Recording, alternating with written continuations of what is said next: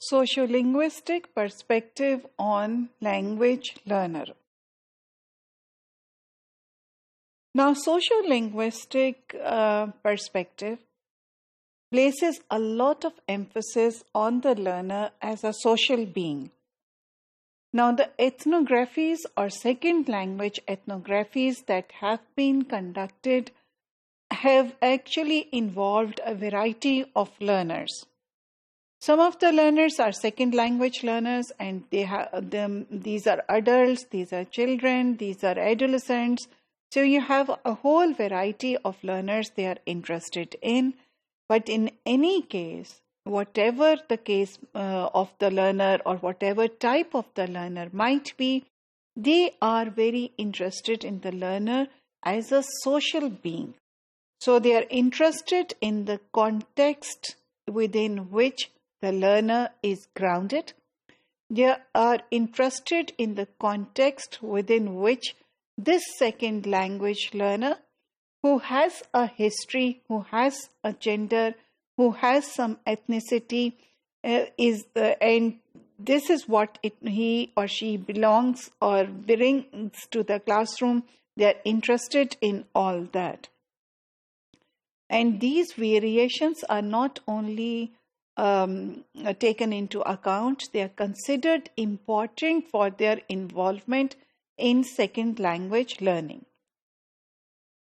Now, despite looking at these invariable characteristics that the learners bring, for instance, their ethnicity and their gender, they are also interested in the variables or the dynamism within the individual that is at work. So they are interested in learner identity. How does the learner that is involved in second language learning gradually evolve his or her identity or his or her social positioning within the context in which he or she stands? And how does that identity, that learner identity, affects his or her engagement in second language learning? They are interested in this. So they are interested, of course, in this self-esteem, motivation, attitudes, beliefs, but they believe that all of these things are constructed within the learning of the second language process. They are reconstructed. So they bring these things to the classroom, but these things evolve. And this evolvement can either lead to success or failure of second language learning.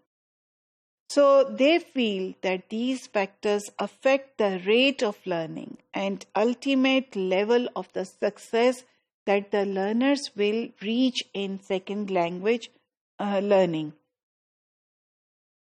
The distinctive current themes in sociolinguistics have been learning context, very, very important, as we have said, and the emphasis they pay on a learner agency. So they are saying that learner agency is important. The learner investment of self in learning is important. However, when they use the term more often as identity and investment rather than agency. Now, if we compare it with the socio-cultural theory of language learning, we will see that in socio-cultural theory also, learners are not seen as passive recipients of the second language knowledge that the teacher transmits to them. They argue that learner agency or learner involvement is extremely important, and it is not necessary that when you take a class, all the learners are paying attention to what you are saying.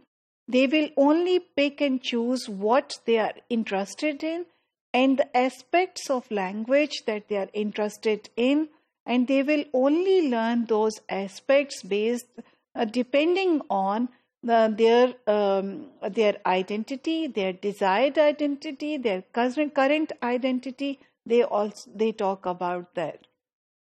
Sociocultural theory also places a lot of emphasis on learner agency. However, it does not use the term identity so often as your sociolinguistic researchers do.